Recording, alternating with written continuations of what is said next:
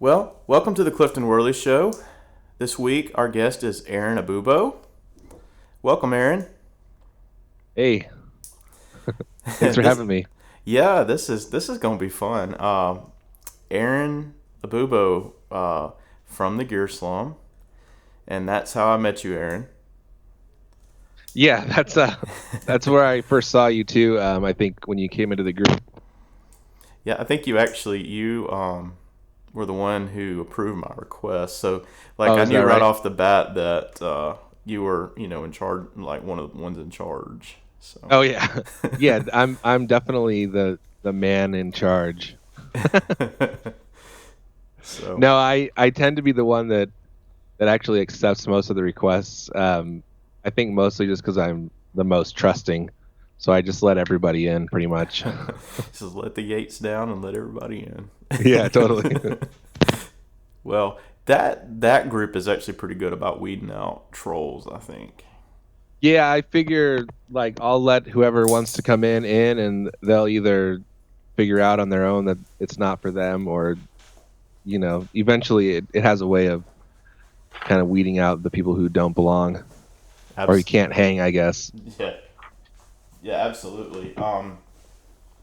Well, for some of my listeners who may not be in the gear slum, I reference a lot, so it might be a given by now. But the gear slum is a Facebook group, and originally that's what I thought it was just a Facebook Uh, group, and then I realized very quickly on that there was a podcast behind the thing, yeah, yeah. and so it's two dimensional. At least, yeah. Um, well, so we're going to talk about that a little bit, but I want to start.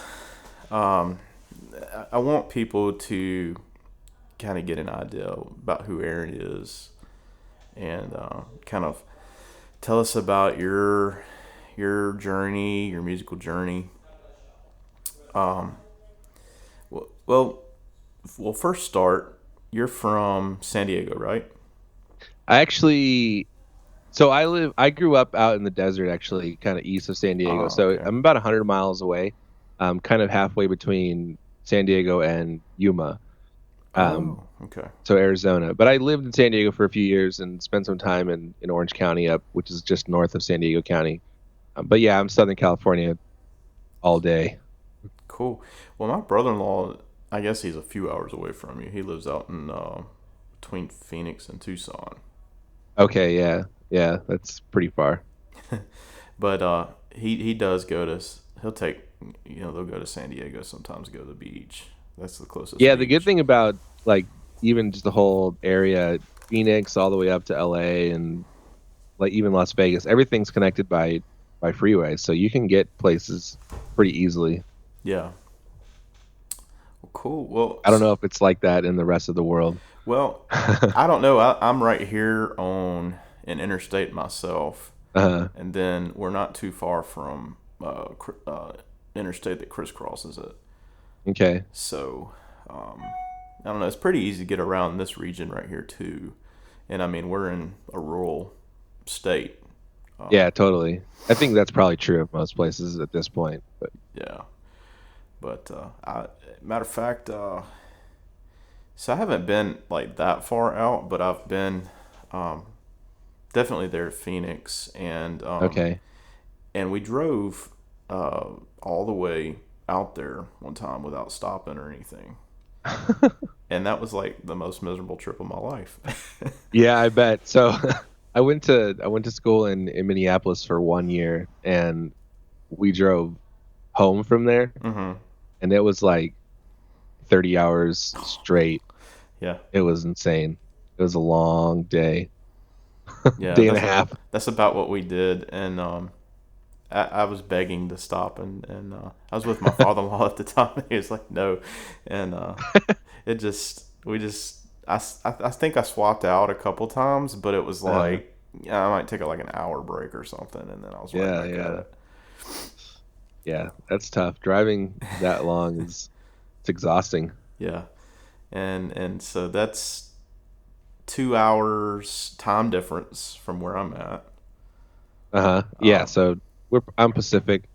Yeah. I never know. I talk about this all the time. I always joke that I don't know what other people's time is because I don't live there. I don't need to. But I'm constantly, because I think most of my contacts are through the slum. I'm constantly having to think about, oh, this person's an Eastern or this one's Pacific. I don't get a lot of Mountain Times. Uh, yeah, when we record our podcast, we do it all locally. So Phil and I are both in California, and then Cole is in Utah. So he's actually an hour ahead of us. hmm So he's on Mountain Time. Yeah, So we always have to account for that. yeah. That's that one. My brother-in-law. See, Arizona's weird because Yeah, Arizona is weird. sometimes they're Mountain Time, sometimes they're Pacific Time.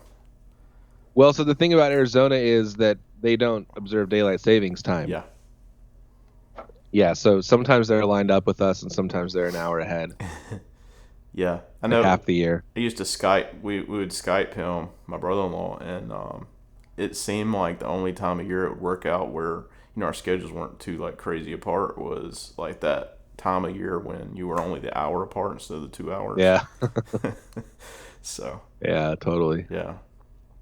Well, cool. Well, so you grew up out in the desert. Yep. Um, what where does music come into play? Because I know you play guitar. Yeah, so I'll just give you my whole history, I guess. Cool. So I grew up here. Well, here obviously. I grew up where I grew up, but I grew up in a kind of conservative Christian family. Like my parents are both Christian, and hmm so I listened to mostly Christian music growing up until about. So I met in fifth grade. We moved to another town, and so I got a whole new set of friends and it was this thing. But in sixth grade, which was 1994, my friend Luke brought this CD to school, and it was Green Day's Dookie. hmm And that was the first.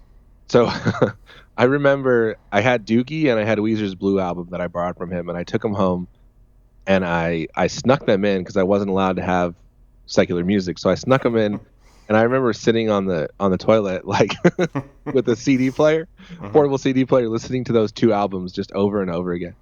My Yeah. parents probably thought I was who knows what I was doing in that bathroom for hours, but so I just listened to those albums like nonstop, and that was kind of the impetus for that. So the three of us, my friend Luke and another friend of mine, Eric, we had this idea that we would start a band. So none of us knew how to play any instruments, and we just kind of decided like one guy would play drums, one would play bass, one would play guitar. So I convinced my mom to buy me a guitar. So for my eighth grade birthday, I got an electric guitar. And that was kind of it. From then on, I played a ton, and I was just into like punk rock music, and had several bands in high school. Um, and yeah, I loved playing. I liked the fact that it was always there, kind of like a friend. Um, that so music and listening to music and playing music was is kind of my lifeline at that point. And that's just how I developed a lot of my identity, a lot of my like my politics and my emotional kind of state, and like the way that I view authority and everything all stems from the music. So that's kind of me. And then as you do, you grow older. And when I went to college, I was away from home, so I didn't have my guitar with me, and so I kind of stopped for a while. And then I ended up in college, kind of started more with acoustic stuff, and really that's when I started kind of learning the actual music, not the actual music, but like chords and stuff, and where I would start doing more kind of what most people would say is more musical stuff rather than just kind of angsty things. And so that was that. And then it wasn't until a few years ago, for my 30th birthday, my wife bought me an electric guitar. And I kind of got back into electric for that. So I've been doing that for about 4 years.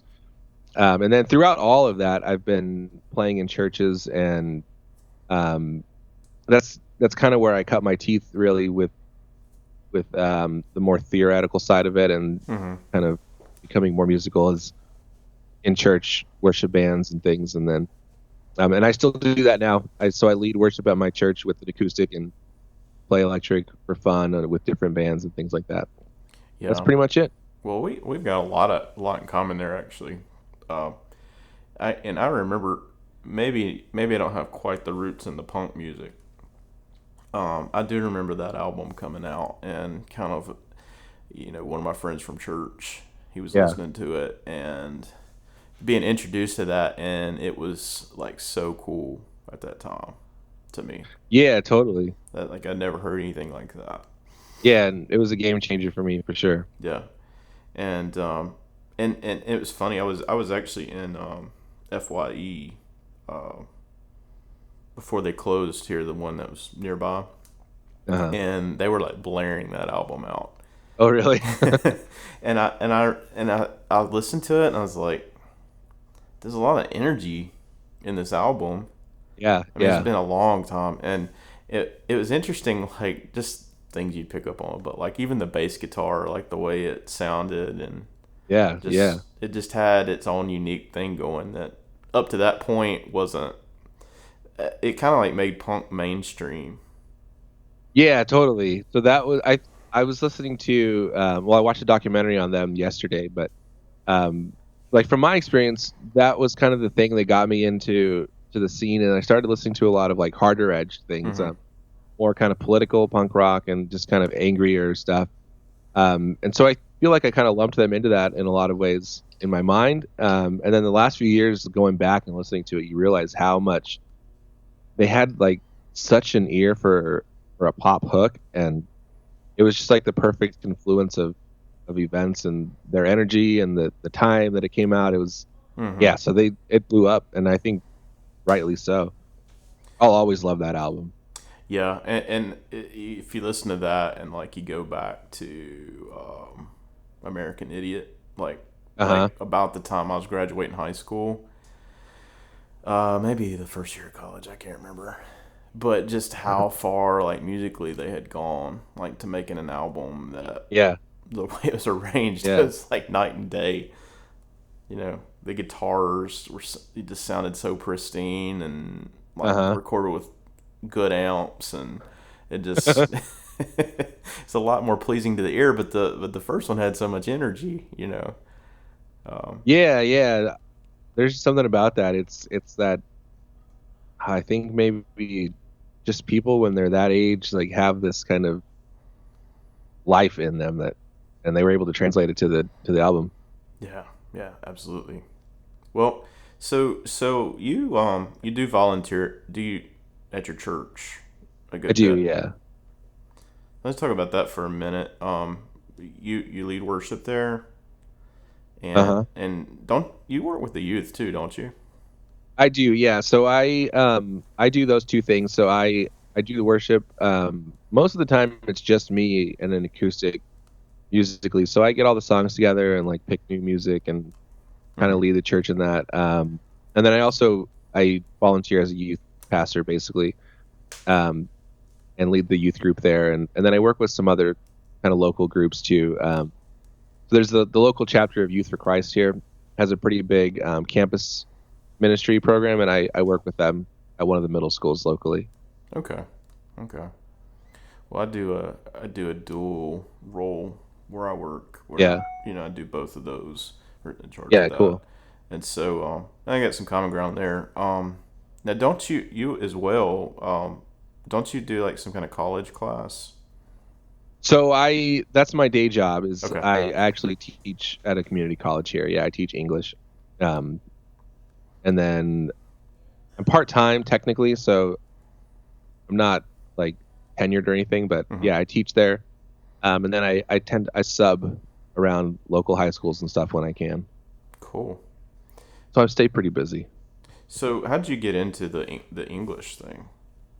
So that is actually like a weird thing that happened somehow. So when I was in high school, like I hated English. All my English classes, and I think now looking back at it, like I realized that I didn't hate it as much as I thought I did. Hmm. Because I always enjoyed reading and I liked the essay parts of it and like the writing and thinking about it. But I just had a lot of, I think, bad teachers that kind of ruined it for me. So I actually started out as a pre-engineering major when I went to college, and then through whatever general happenstance or something, I ended up taking a journalism class, and realized that I was good at it and that I enjoyed it. Mm-hmm. Um, and so that was at a community college. So when I transferred to university, I transferred as a journalism major, which led me to take communication classes and more writing classes. And I just kind of fell in love with writing. Um, so I ended up getting an English degree, and I didn't know what I wanted to do, um, but I was pretty good at writing. So some of my professors that kind of encouraged me to pursue that, and I ended up getting my master's of fine arts in poetry. So I had a creative writing degree, and then that kind of led to teaching, which is another thing that I kind of did just to do, to kind of pay the bills. And the more I do it, the more I love it. And yeah, that's pretty That's real much it. cool. It's kind of a wild ride. And that's interesting. I don't know. I'm sitting here thinking that's interesting that you've got the degree in Uh, English, and you're talking about your how you enjoyed the journalism, and now like you're not doing the writing part, but you're doing the podcast, and it's like a yeah, yeah, total different totally. avenue for that. Yeah, and I think that kind of scratches that itch. We're actually looking at some new things too. Talking about possibly getting a website soon, and I really want to start um, doing some blogging on that, Oh, kind cool. of as an Yeah. extension of the Gear Slum. Yeah. Well, that actually that's pretty cool. I think that for me, podcast was something that I'd heard about for a long time, ever since the iPod came out. Uh, But yeah, like, yeah, it's nothing I ever checked out, and I'm always trying to think of ways media. I'm in charge of the media at my church, uh, and I'm always trying to think of new ways. And I noticed when the several versions back of the operating system for iPhone came out, it was like they had that forced podcast app. right, yeah, And when I saw it, I was thinking, for the first time, this podcast thing may actually become more mainstream. You know, that it's easier. People up to this point may have just not been aware of it, even though people have been doing it a long time. uh, But now it's like right there in front of people's face, and it's easier to subscribe to them. yeah, And I totally. think like maybe this might be the golden age of podcast. Yeah, that makes sense. I never really listened to podcasts until I want to say like 2 or 3 years ago when I was doing a lot of driving, so I was kind of going back and forth between here and San Diego. Hmm. I just kind of got into it as something to listen to other than music all the time in the car. But I love podcasts about everything. Yeah, it's such an interesting thing. I was talking to Paul the other day, Paul Pennington, Mm, and I was talking about how it up to this point, podcast was kind of like a standalone thing, but now like you step a few years into the future, and podcasts grouped with the Facebook group, mm. it makes that community so much. You have the opportunity to foster, little super micro niches, Yep, yep. and that is something that is huge because even I'm trying to think about like radio, the influence it's had on my life, and like there was one point where I would listen to like the John Boy and Billy show every week, yeah, or every day on my I was Is that driving like the around. morning Yeah, show? morning show. Okay. I would listen to that, and those dudes were hilarious, but it was very one ended. Uh-huh. Like you listen to it, you enjoy it, but you don't ever feel like those people or anything Yeah, more yeah. than somebody you listen to on the radio. But when you get the podcast, it's like no, this is a lot more tighter knit community, and you're posting these topics and discussing it, and so it's almost like a chat room and a radio show all in one. Yeah, yeah. I think that's true. Like I think the internet has obviously opened a lot of doors.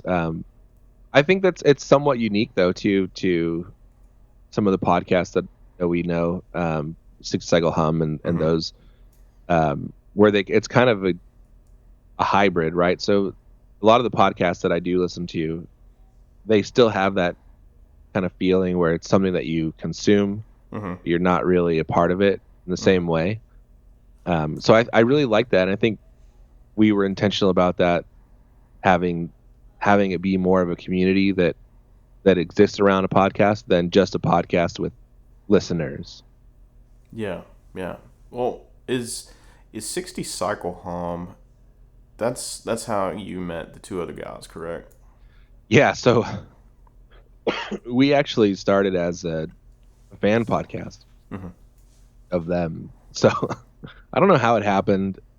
Some At one point we just decided, like, I was like, oh, it'd be funny if we did a fan podcast, where we go back and listen to all the old 60 Cycle Hum episodes and just talk about them like one at a time.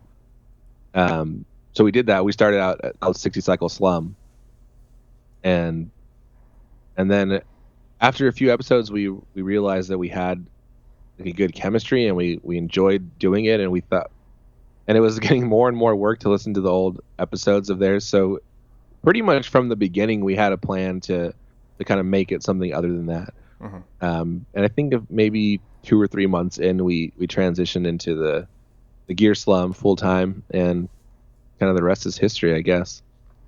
Yeah, We've been doing it almost a year now. yeah, I think I discovered you guys back around October, Okay. sometime around then, and it was like, Yeah, I think it's like right when you started the Facebook group. probably. Yeah, We had a group, 60 Cycle Slum, but I don't think it was as visible as the Gear Slum group mm-hmm. once we changed the name of it and everything. Yeah, and so I don't know. It's kind of funny. I mean, I've told this story way too many times already, but I don't know. I'm talking directly to the people in the slum today, so Uh, I said someone in the slum. So, but yeah, I saw this thing, like it kept popping up like a suggested group, uh-huh. and I kind of like, okay, well, I don't know those dudes, you know. And then I saw where I had a few contacts of people I knew in other groups, who were in it, and like it like stayed there, like on, you know, like at the top of my desktop when I'm looking on it, and it kind of was sitting there, and I don't know, like I just decided, okay, on an impulse, I'm just gonna follow this, and when I did, it I didn't really know what I was getting into, and and so I did like I do with what I was doing at the time. You know, live stream came along, Yeah. and I had this other group, Guitar Strings and Things, that I was, you know, it was kind of like I was trying to foster the environment there where people would live stream, and Uh-huh. it just never like seemed to catch on. Like, Yeah. you know, and at first, like people was looking at it, but then they would like, oh, you know, and so it never caught on. But it was kind of funny. Like I did that there, and I was trying this, you know, this new thing out, and it was a little bit of like just an experiment for me.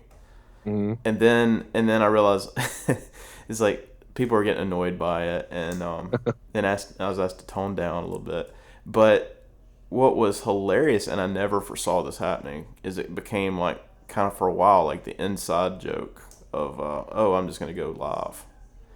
Yeah. And so I don't know, and then it gripped my attention beyond that, like when it got into like the Otter Day stuff, Uh-huh. and it just I was like, okay, this group is hilarious. This is like if you took all the cool kids out of every group, all the gear groups, and just threw them into one group. This is the or maybe the Island of Misfit Toys. I don't know if it's a I think cool. that's probably more accurate. Yeah, I remember that when you came in and that happened, and I was thinking about that yesterday because I knew I was going to talk to you today. Um, but is this weird time, I think, for us too, where we were kind of trying to figure out like what the group was going to be and who we were going to be in terms of like what's our role, and we didn't really have a role in the gear community, but we wanted it, and this kind of like weird growing pain space, and like right in the middle of that, this guy comes in posting videos of I don't know, I don't even know what it was, but it was just like this weird thing, and it was shocking, I think. So, and it wasn't even, I don't think you were even the problem, but someone reacted kind of negatively to it, and then it just blew up, right? So Mm-hmm. everyone starts posting videos of themselves walking home from work or driving down the road or ordering, whatever. And yeah, it was like this weird thing. But now it's a part of the group, it's part of the culture, and I think it's a really cool thing. And we've even seen it spread to other groups. I think, like you said, people are doing more live around in other places, and it's a cool way to show things off, and I love it. And probably we have you to thank for it. So Well, I guess I was persistent about that, and I was yeah, kind of I don't know, like it made me a little bit more self aware though about like what I put out there. yeah, Okay, what and thinking context. So it was good. It was a good experience for me, and up to this point, which is ironic, is I never had an intention of doing a podcast. And when I saw like Flippin' Flippers and Utone Gear Nerds, and they came out, I was thinking, oh snap, like how's this gonna Ooh. fit? uh And then I saw like it worked out good and it was embraced, and it just it made me feel a little bit comfortable with that like slight little urge to, well, what if I want to start a podcast? yeah, And I was like, and it turned out it was like, no, this actually, like, it works out okay because it's kind of like a all these groups that are connected to the Gear Slum. It's kind of like just a little bit of an extension to it, yeah, and then it extend, you guys extend out of this 60 cycle. uh-huh, So then, like, I would have never probably been active in 60 cycle if I hadn't, stumbled upon the slum and found out, okay, yeah. that's where their roots were. So, it kind of, I went the backwards way of doing it. But, Yeah, I think that's an interesting way, like, and it's always a tension with us, like, at least in my mind, because we are and probably always will be kind of connected to those guys, and like I really like Steve and Ryan, and we're friends, and everything. Like, we hung out, we all stayed in a condo together at NAM this year and just hung out all the time. Um but it's like, it's an interesting thing where we also feel like we have our own identity, so um it's interesting. Clifton's waving. I see your live stream I'm going on. telling you, my live video's over, so I shouldn't have said that. But yeah, it's interesting. And I mean, without them, obviously, we wouldn't have had what we had. But that's cool. Yeah, and I loved that week that y'all went to Naum, just seeing how much Uh, fun you guys were having, and yeah. it Other than being in a wheelchair, it was a lot of fun. yeah, we'll get to that in a minute. we Okay. will but I saw that, and oh, my phone's ringing. Oh, there we go. I was watching that from a distance, and I was like, I was wondering, okay, how's that going to work with with 60 cycle and everything, and then that worked out good, but like it was like your podcast like bloomed after that, and Yeah, I and think that's probably it fair. went next level. It did, and it was just exciting to see. Okay, these guys have been plugging away at it a while, and Yeah, yeah. so tell me about the Slum Hard Street Crew. So the Slum Hard Street Crew is something that we came up with kind of almost as a joke, um, which I guess is kind of a theme with us. But we were looking for a way to kind of increase engagement with our listeners, and also kind of fund um, kind of new merchandise and the podcast, and just kind of grow the community, give people a way to kind of invest in us. And we didn't want to do just the regular, send us money, Mm-hmm. and or even just selling something. So we came up with this idea of the Street Crew, where it's like an old school kind of nod back to, if you remember back in the day. So one of the things that I liked from a lot of the old record labels, the independent record labels, they all had their street crew, right? Mm-hmm. And the street crew, you would like sign up, and you were basically like a local promoter for them, and you would go to shows and hand out flyers and like just kind of promote the brand. So we kind of rolled with that idea and turned it into our own street crew. So it's a Slum Hard street crew, and it's just a way for listeners to be a part of what we're doing and kind of guide it and direct it in some ways. Yeah.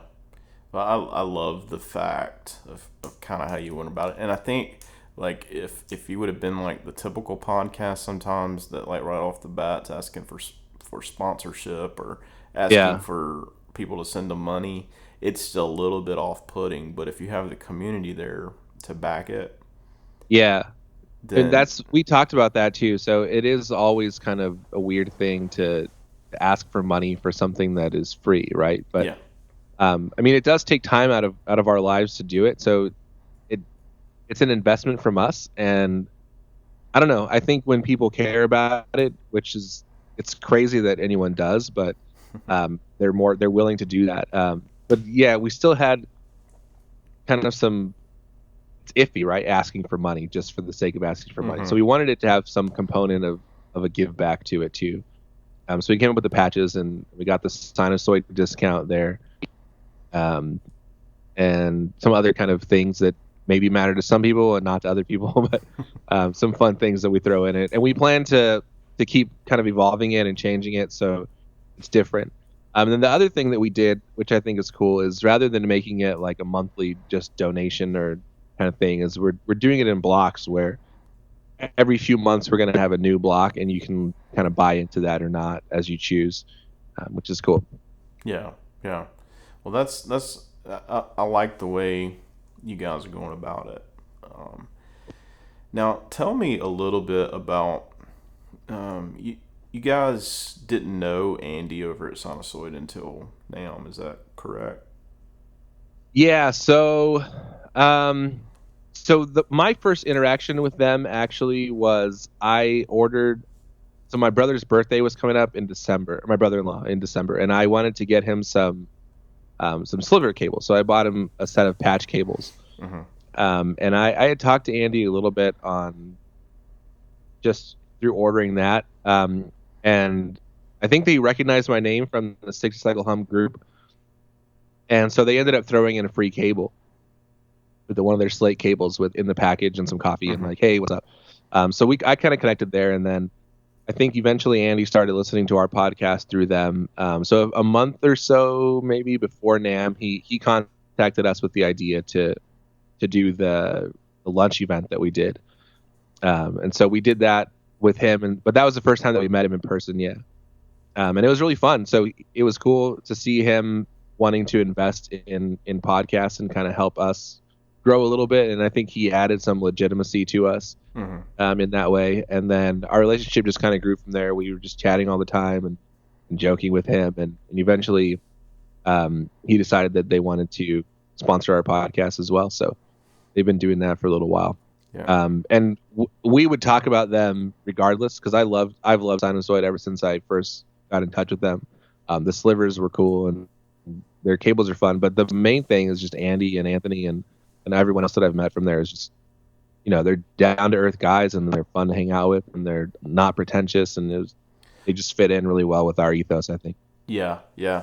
And they have a really cool thing going on. And then I was actually fortunate to catch an interview with Andy a couple weeks ago. Yeah, I just listened to that yesterday, actually. Yeah, he's a real interesting guy and that's an incredible story, about how he got into that, and something as like with cables, that's kind of like a common commodity. Actually, I mean, it's not something people think about, but it's when we get to talking about it, it was like it totally made sense because it's about his relationships with all these artists and it's just kind of like a people thing. And yeah, they've found a way, I think, to kind of plug into this kind of new communal thing that people are into. And you do feel like it. You feel like when you buy their cables that you're kind of joining the family, right? You're part of the sinusoid crew now, Yeah. which is fun. Which is something from a marketing standpoint is just brilliant. But I know Yeah, it's it's authentic genius. as well, which is Yeah, even more that's the better. thing about it. Like, it wouldn't work if it wasn't real, and people would sense that. Yeah. But it's very much an extension of who Andy is and who they are. Yeah. Yeah, absolutely. Well, let's go a different turn. I said I'd like to talk about this Yeah. topic, and so I want to go circle back to it. Okay. You I can't remember, was it back in November or December? You were in a wreck, and Yeah. Yeah. and a very bad one So it actually. was actually, yeah. So it actually happened 3 days after Christmas. Okay. So Christmas was on a Sunday, and on that Wednesday, I was going riding my. I was home alone. I was alone, so my wife was out with her mom, I think, and I was on my bike, my motorcycle, and I got lunch, and I was gonna go to the mall and kind of look around. I had some dollars to spend. I was gonna buy some new jeans or something. I don't know. Hmm. But as I was going there, it had been raining and a lot of the lights were out, so there was like some confusion, and I ended up getting hit from the side by a minivan. Mm. Hit me right in the leg and kind of busted my leg up pretty good. I had to have surgery, and they put in a permanent plate on my bone and some screws to hold it in there. Um, and that was kind of crazy thing. It kind of came out of nowhere, and it was freaky and scary, but it was an interesting time for me. I haven't talked about this too much, but um, one of the things that like came out of that is like this really cool. So I was in a wheelchair. I was in the hospital for a while, and I was Hmm. kind of out of commission for 2 or 3 months before I started recovering the recovery stage. But one of the things that I realized in there is just like how much love there is around me, Mm. um, like friends and family reaching out to me, and then even people in the Gear Slum community and the 60 Cycle Hum community just reaching out. Several guys sent me coffee, um, Mm. and like just really cool stuff, and like people who were genuinely concerned. Um, and so it was really cool. Like it was a crazy thing, and it's been stressful, and I mean, it's still kind of in the middle of it as in terms of recovery, getting back to normal. But I feel like I learned a lot about myself in it, and it was just really cool to see like how much care there is for people and for each other. So I think it really connected me a little bit more to the groups and like with friends and family and stuff too. It was awesome. So I mean, it's not awesome. Yeah. I wouldn't want to do it Wouldn't go again, through that but again. Yeah. but it's one of those things. Like um, you know it's what like.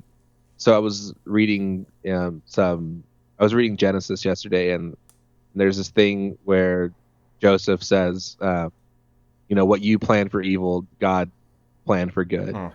And I feel like that's kind of an example of that too for me. Yeah. Yeah.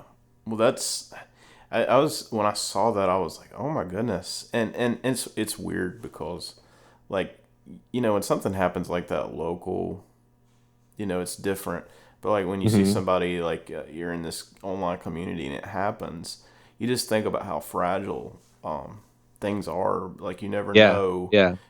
what can happen to anybody, especially in those groups that large. Hmm. And yeah, it was just very fortunate and that you recovered as well as you did, and I remember you had already planned to go to Nam, and Yeah, you were just yeah, rolling around in the wheelchair making the best of it.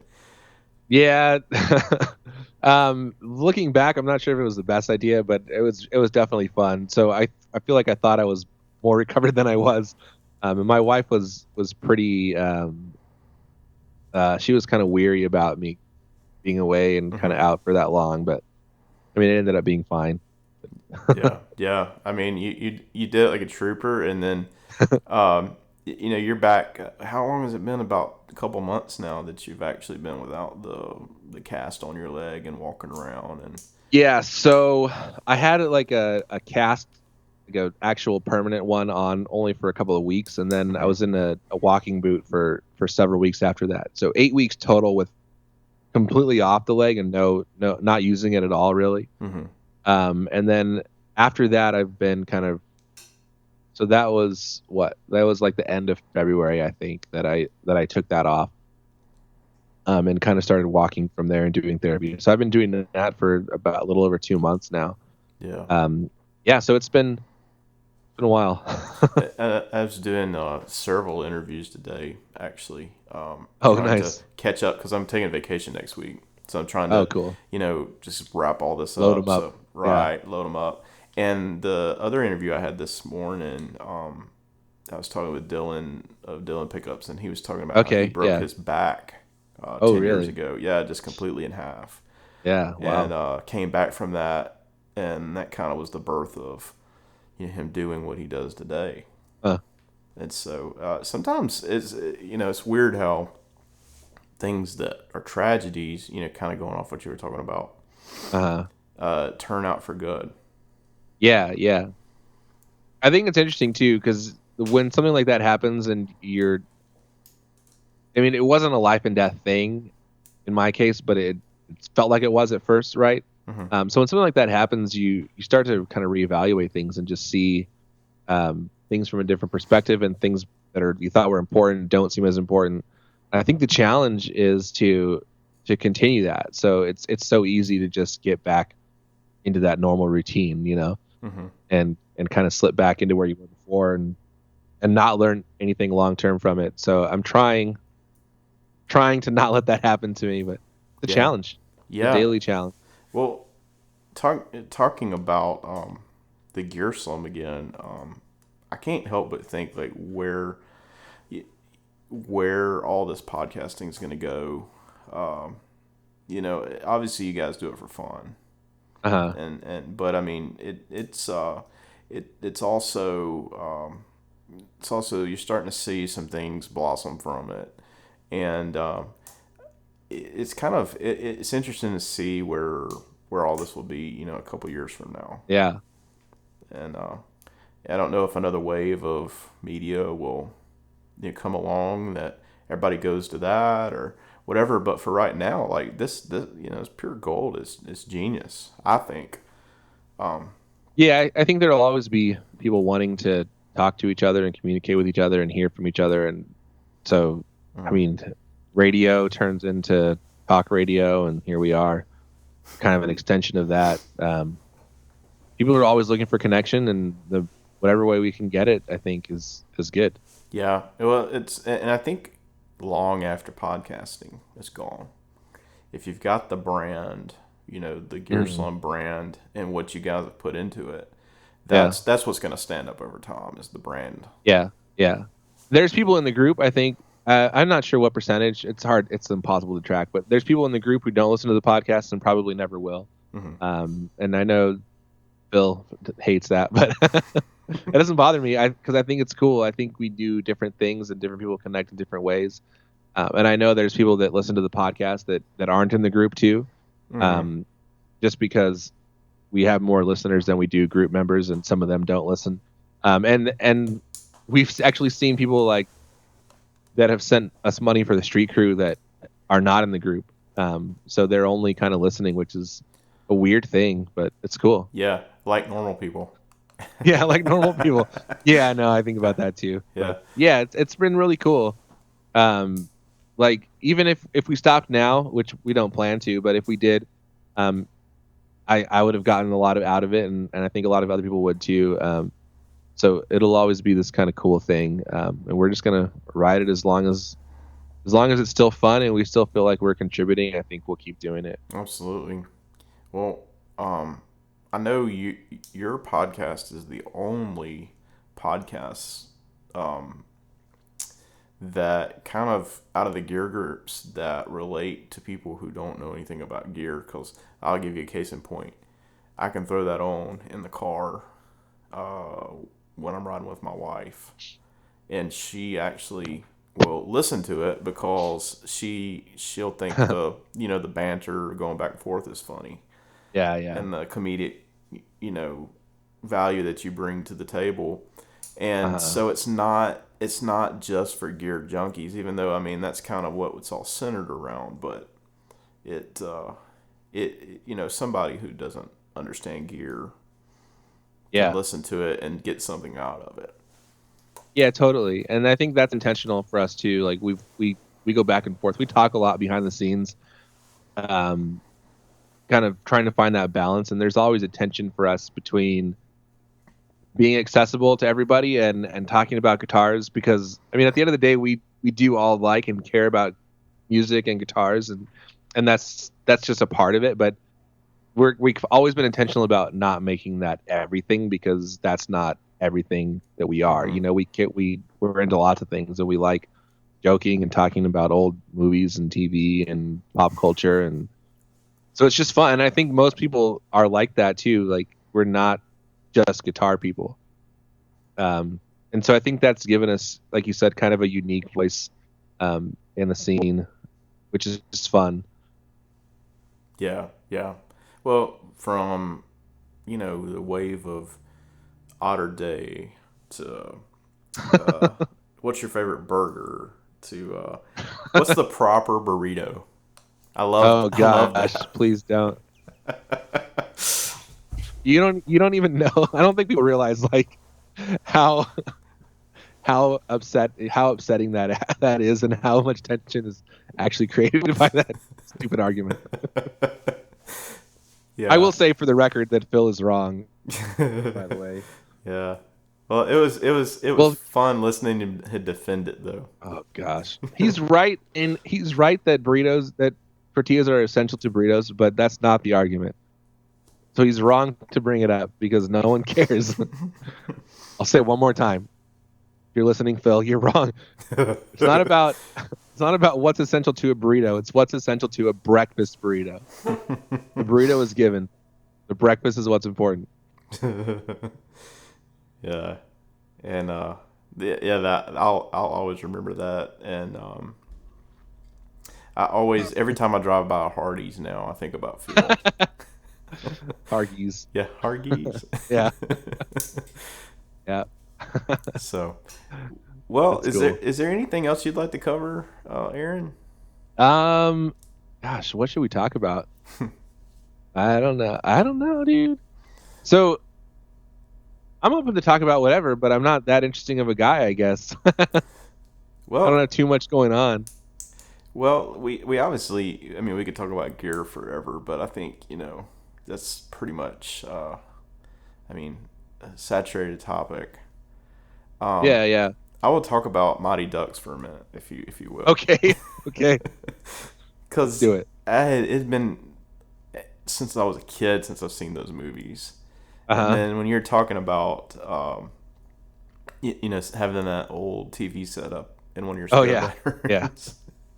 bedrooms, it made me want to go like I think I started it a few weeks back. I never like got past it very much, Yeah, it's but not really worth watching. yeah, and the same thing with like it's funny these shows like they talk about something like that and then like oh I gotta go revisit that Yeah. and that's Yeah. that's another component I like about your show is because there's so many '90s culture references. Yeah. Um, Yeah, I wonder sometimes, hey, like if that limits us, because we're all kind of in the same age group and we have very similar kind of cultural references, but I wonder if so one of the things that I've always been, and we talked about this on the show, but it's like how can we, this is not Mighty Ducks at all, but one of the things that we think about a lot on the show, especially I think about it, is like how can we be accessible to everybody, right? mhm. And not that everyone's gonna like everything, because I don't think that's ever gonna be the case, but I don't ever want to feel like we're doing something or saying something that's gonna make somebody feel unwelcome, um, Mhm. in the either the group or listening to the podcast. So I think we're very conscious about that, and we don't always do a great job. But um, so even the '90s references, even something as innocuous as that is something that I think about a lot. But those movies are like they're part of my childhood in the same way that Green Day is part of my childhood. Mhm.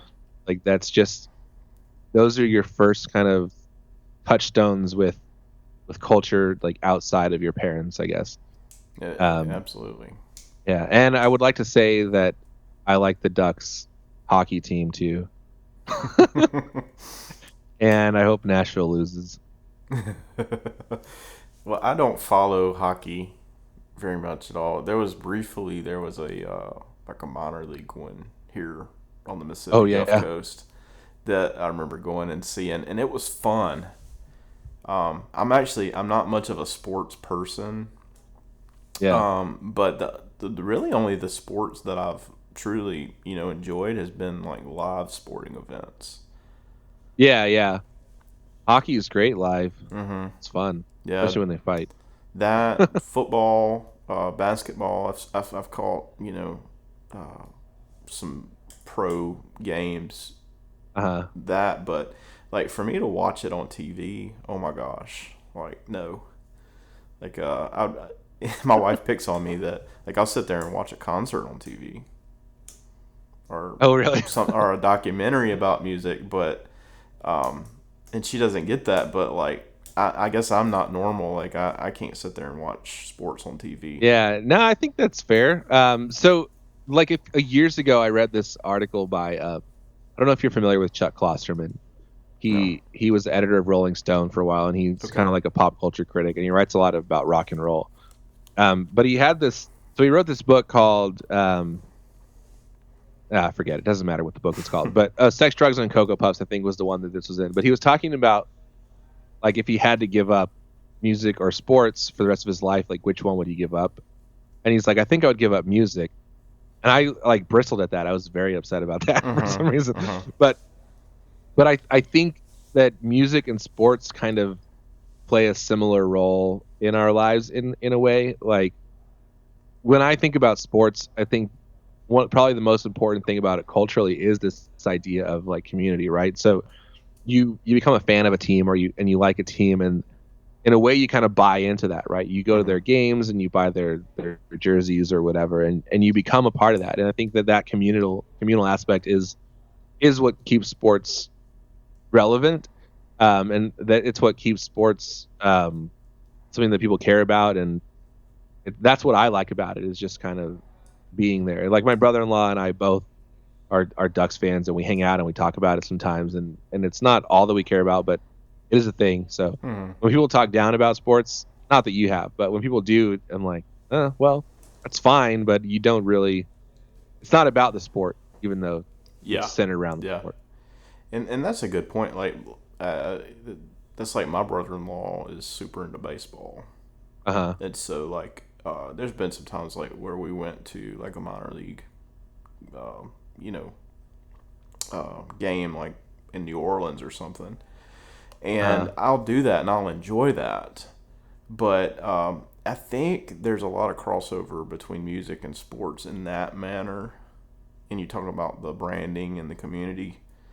Uh, if people who don't enjoy, and I think this because radio music is so bad, Uh huh. it's just kind of the top 40. But Yeah. if people ever were able to go to a really good live show, Uh huh. which most people don't who aren't into music, but if you do, you'll remember that for the rest of your life. I remember like my father-in-law. He wasn't much of a musician at all. He tried to play guitar. He didn't really, I didn't agree with his taste in music per se, Uh huh. but he would talk about how when he was in college, how Billy Joel came and played a concert there, and till the day he died, that was the best Yeah. concert he'd ever been to in his life, and he would argue down to the floor on it. That's and hilarious. and but I have to say that whatever Billy Joel did, he connected with an audience, and Yeah. it like for the rest of somebody's lifetime, that's the best show ever been. And so when I think about music, like it's an experience, Yep. and people want to connect to something, and that's why like I was talking with Paul the other day about how the future of music, uh, that the live show and the festival thing has got to be where it's at.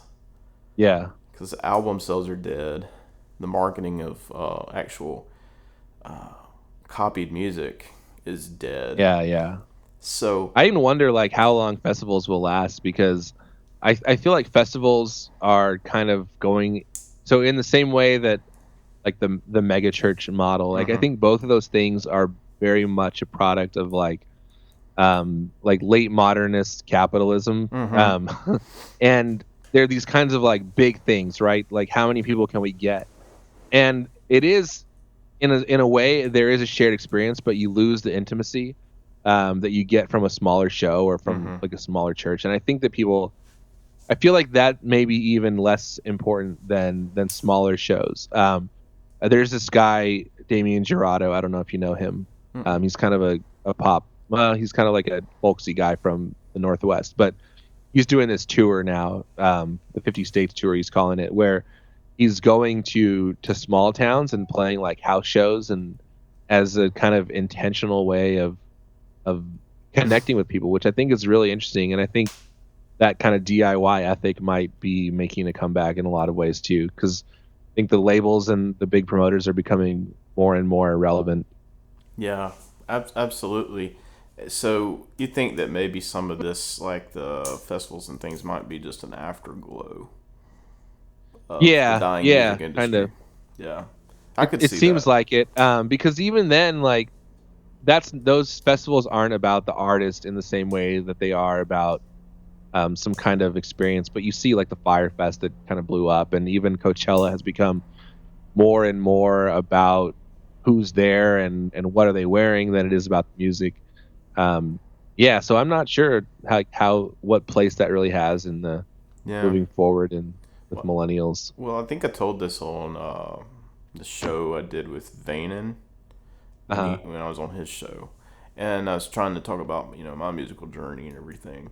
And one of the things that I remember, like one of the most memorable moments I had, was where I went to a songwriter who Uh who I had followed his music for a while, and he came to New Orleans to play, and I went and saw him at French Quarter Fest, and he invited me to go to a house show he was doing later that week in the huh. area, and I it was one of the most, like, if you're into singer songwriter music, it was one of the most memorable moments I had, because to actually sit down and listen to somebody, go through their songs, not just perform them, but talk about the backstory and all this kind of Yeah. stuff, and that is gold. So it's not about the music at that point; it's about the experience. Yeah, yeah, I think that's true, and that's what I think. That's where I see that connection between sports and music, is it is about like a shared experience, right? Hmm. Being in a place with people and experiencing the same thing at the same time, I think will always be important. Absolutely, and you talking about the do-it-yourself scene. Not everybody's going to be able to take off and move to a music center like Nashville or New York Yeah, City or yeah, yeah. L.A. Like it's just too hard. And even I've known, like, I've had friends who moved to Nashville and it kind of kicked them in the rear, and next thing you know they're back Uh, here, and it's hard. It's a very hard thing to do and sustain. And you kind of, the ones who do it, I think it's kind of like they don't have any other option, no backup plan, right. Yeah. and so by default, they spend years working Mhm. hard at it till they actually get any kind of break. But the do-it-yourself thing, with the way media is now, it's you can podcast about music. You can have a Facebook group with like-minded people. You can, and it's just so, um, it's just different, and I kind of want to see where music goes in that regard. Yeah, yeah. It'll be interesting to see what happens moving forward, We've because kind of I don't seen it think with the anyone really gear, knows. what happened with the gear, but Yeah. I wonder sometimes if somebody who's a performer, if that wouldn't be a great outlet to promote their music, if they had, if they couldn't live in Nashville, or Uh huh. at least some kind of entry to it. Yeah, that'd be interesting. Yeah. So, well, a lot Do of you play music other than like at church? Do you still write and perform uh, and stuff? very rarely. I did play an open mic back a couple months ago Uh-huh. with a friend who had on the show, and he's out doing. He's got a couple albums out, and he asked me to come Yeah. do an open mic with him. And so I finished up some songs like for that event, and I don't know. I got a lot cooking right now on other platforms Uh-huh. that I don't know. I don't know if I can dedicate that time to that. I'm not sure that's like in me, Yeah. but I do. Anytime I have a chance to play out, I try to take it Yeah. Totally. because Nice. I'm kind of in the same boat, yeah. but yeah.